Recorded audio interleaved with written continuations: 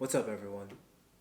Today I wanted to talk about this thing right here, the quarter. You see, the US Mint will start shipping a set of new quarters all across the United States. Beginning on October 24th, 2022, these new quarters are going to feature an Asian American woman on the tail side of the coin.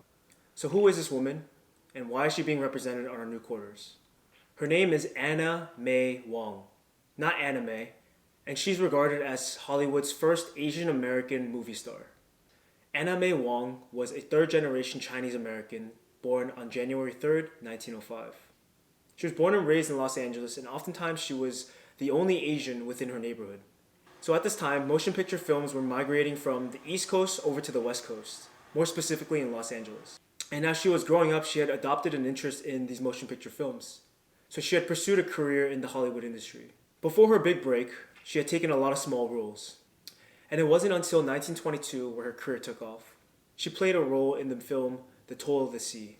And from this film, she was able to land another role in the upcoming film, The Thief of Baghdad in 1924. Shockingly, during the capture of these films was a time when anti-Asian xenophobia was widespread amongst the country.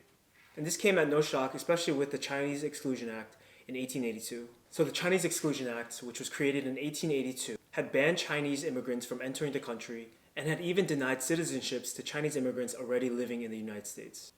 To put it simply, Chinese xenophobia was the narrative of the country. So Wong was oftentimes praised for her beauty, but the compliments that she received were quite different from her counterparts. Where most Hollywood actresses would receive compliments such as beautiful, gorgeous, she received compliments such as oriental and exotic. And because of this era, Wong had often played the role as a villain in her films. And it seemed like no matter how hard she tried to break out of playing the antagonist in her films, she was always met with resistance and denial. Throughout her entire career, she had played in over 60 films, most of those roles being very stereotypical to her Asian culture. However, in the later end of her career, she was able to land a major role in a US television show. She appeared on the television show, The Gallery of Madame Lusong. And from that, she was able to become the first Asian American lead on a US television show. The way that I view it, Anna May Wong essentially paved the way for Asian Americans in Hollywood. Through her many trials and sacrifices at the time, she had paved the way for modern-day Hollywood Asian American stars.